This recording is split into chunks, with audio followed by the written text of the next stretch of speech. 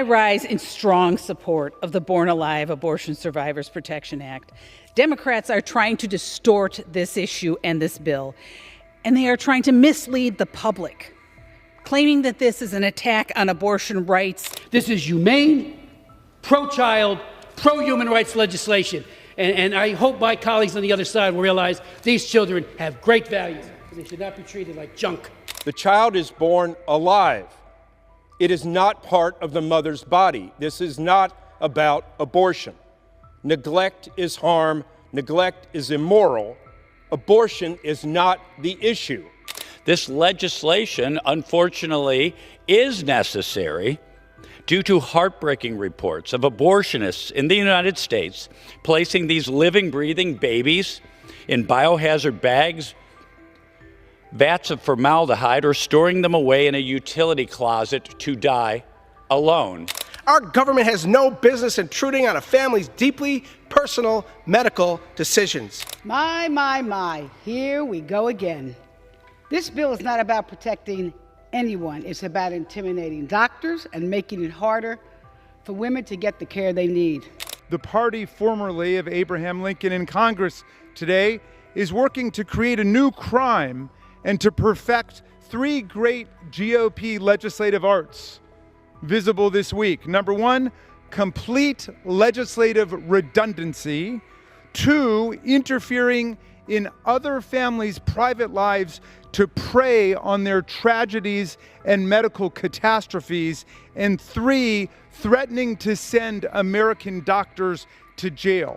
So Republican extremists can continue attacking healthcare providers and women's fundamental freedoms, but we're going to keep fighting to ensure that women can make their own healthcare decisions.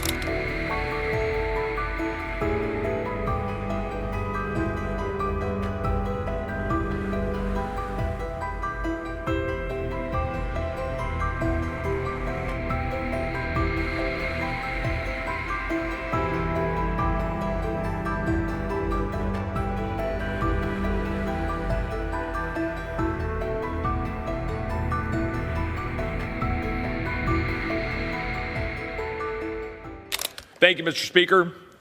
The Born Alive Abortion Survivors Protection Act protects one of our most vulnerable populations, innocent children.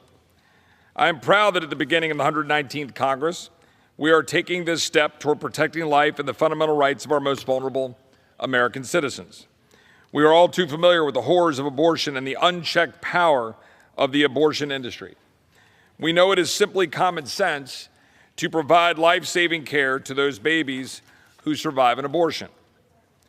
In 2013, Jill Stanek testified before the House Judiciary Committee, seeing the horrific realities of being a nurse and seeing children being aborted, alive, and left to die alone in a dirty utility closet. I can hardly believe that those words are coming out of my mouth sitting here on the floor of the House of Representatives in this, the beacon of hope for people around the world. She said, "I was traumatized and changed forever by my experience of holding a little abortion survivor for 45 minutes until he died. A 21 or 22-week-old baby who had been aborted because he had Down syndrome."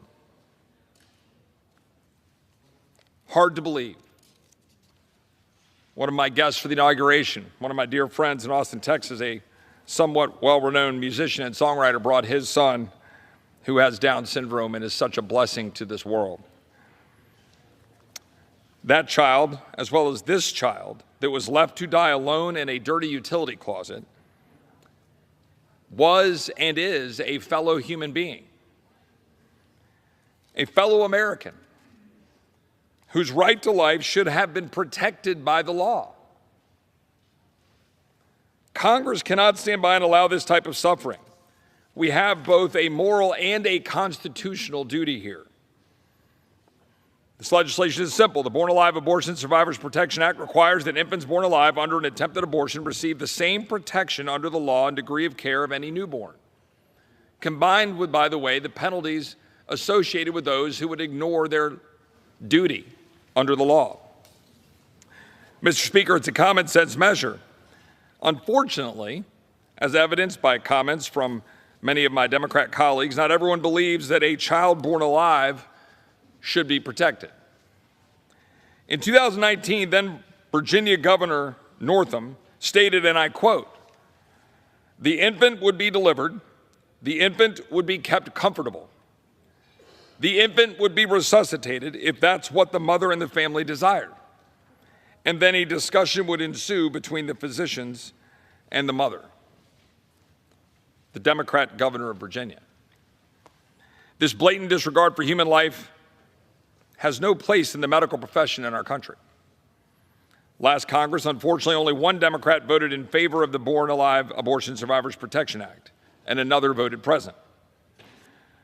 My Democrat colleagues sent a clear message to the American people that these innocent lives are not worthy of protection, and those who intentionally let infants die after birth should not be held accountable. If a baby American, a fellow American, is lying on a table, dying, and we cannot, as Congress, as the leaders of this country, the leaders of the free world, cannot say that under the language of the 14th Amendment of the United States Constitution, under the language of the Declaration of Independence that animates our Constitution, under the privileges and immunities,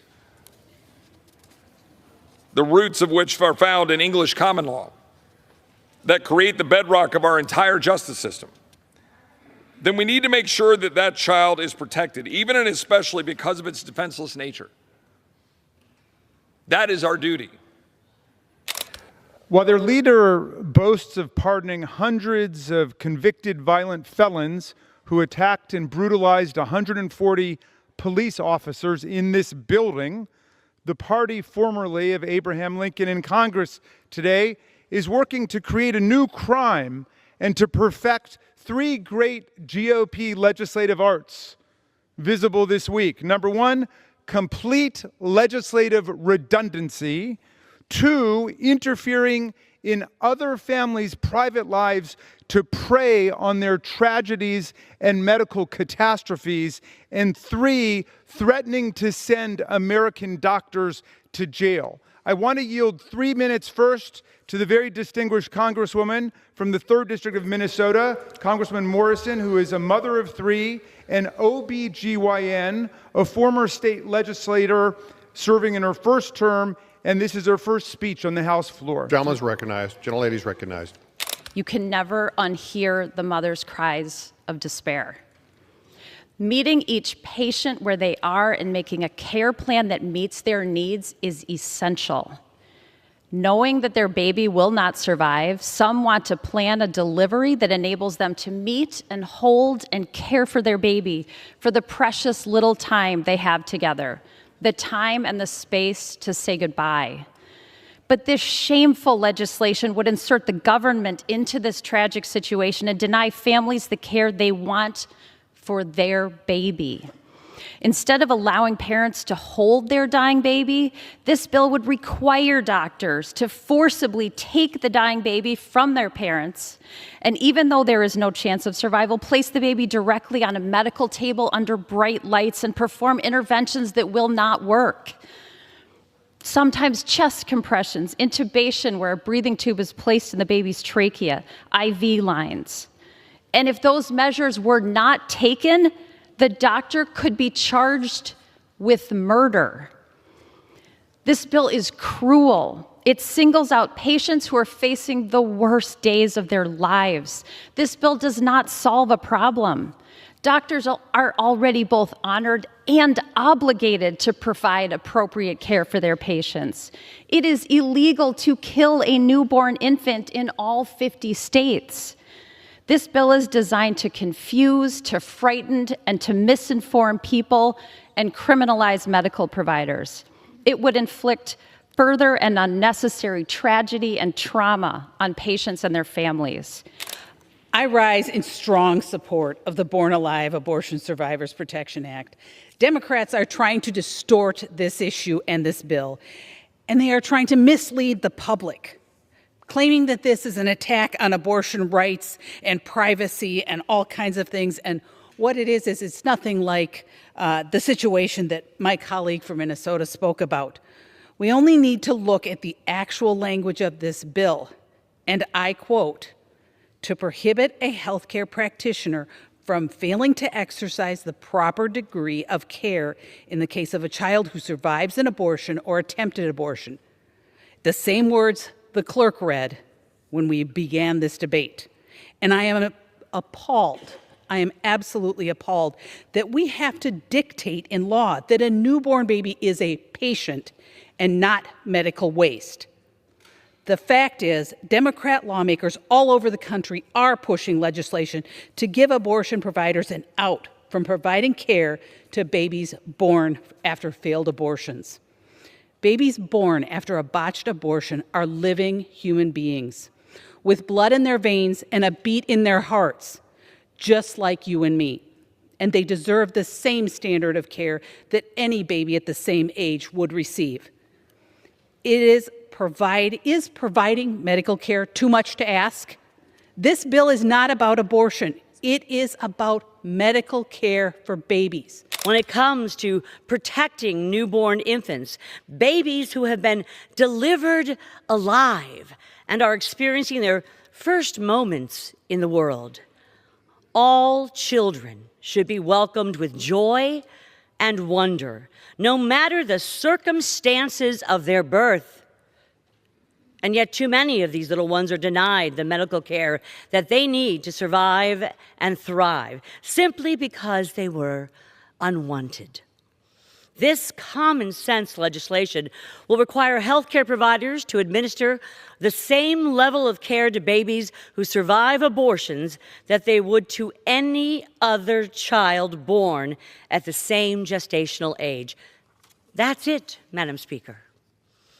I believe that life is a miracle and children are a blessing. And as a proud grandmother of 4, with a 5th coming any day now, hang in there, Julia, I've watched my own children grow into wonderful, loving parents. And I've had the joy of experiencing the world through their eyes, the eyes of my grandchildren. It breaks my heart to think of the infants who were denied the opportunity to share their light with us and were instead deemed unwanted and left to die.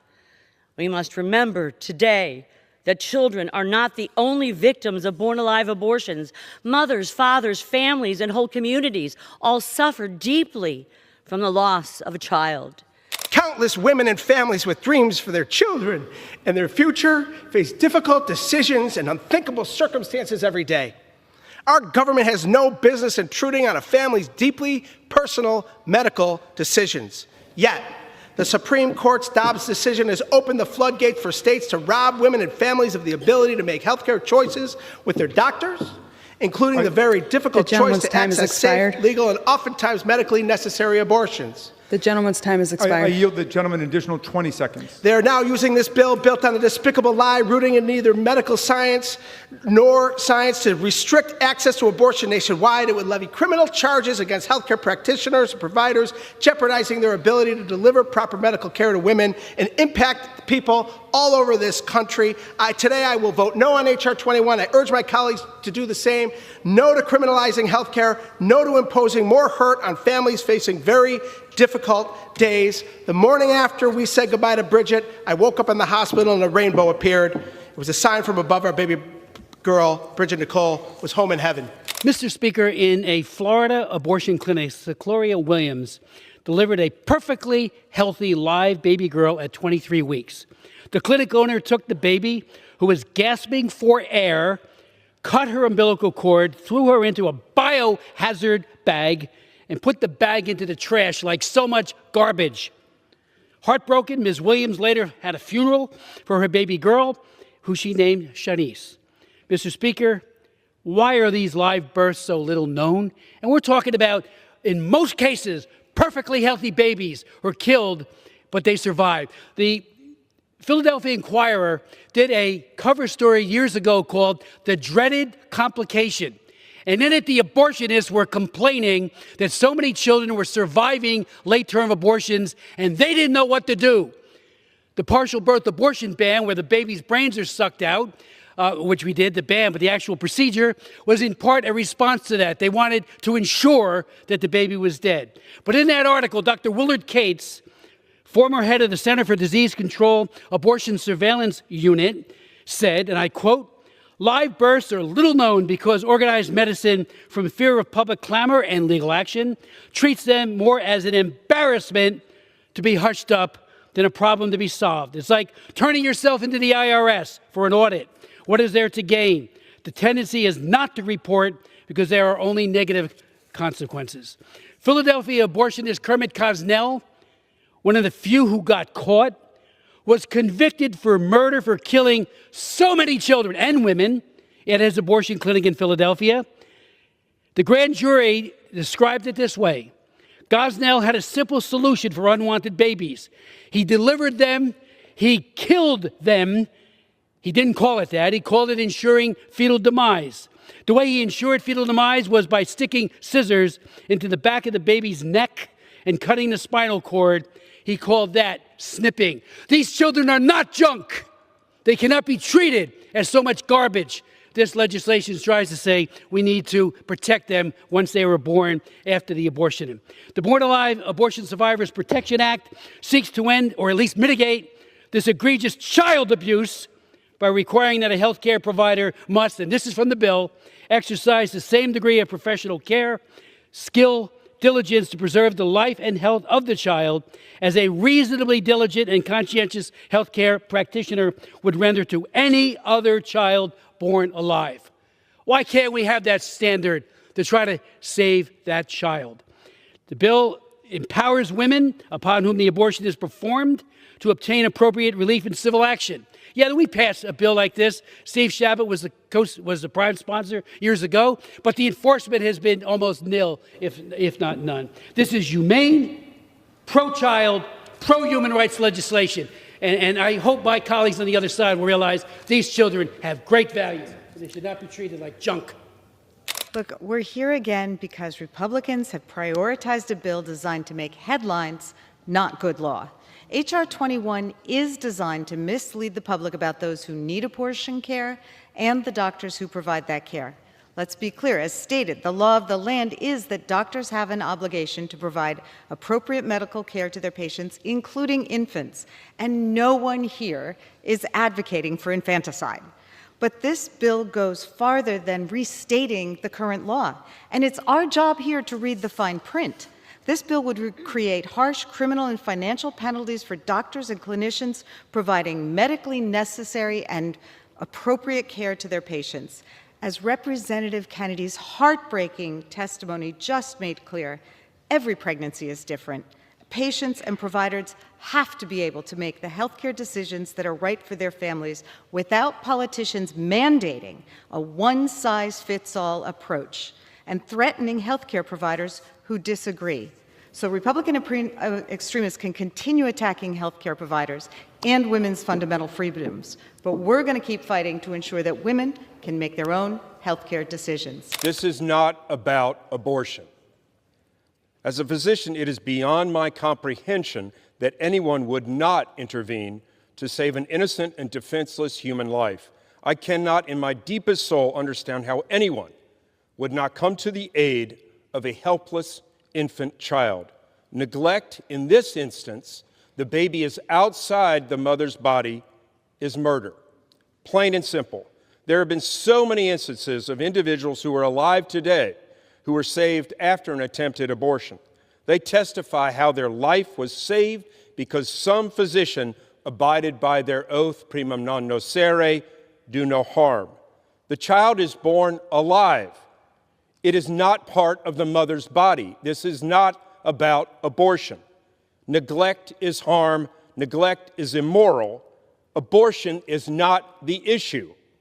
I strongly support this bill, the Born Alive Abortion Survivors Protection Act, and I urge my colleagues to do the same, and I urge my colleagues across the aisle to understand the delineation between an abortion and trying to save the life of someone who survives an abortion. My, here we go again.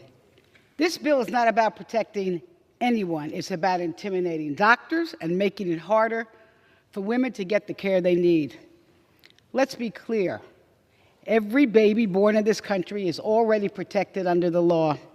The bill creates unnecessary rules that aren't based on medical facts or science, and it threatens health care providers with a jail for doing their job.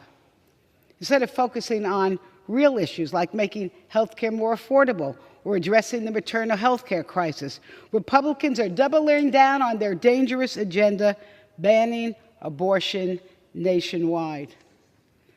Women deserve the freedom to make their own medical decisions without politicians getting in the way.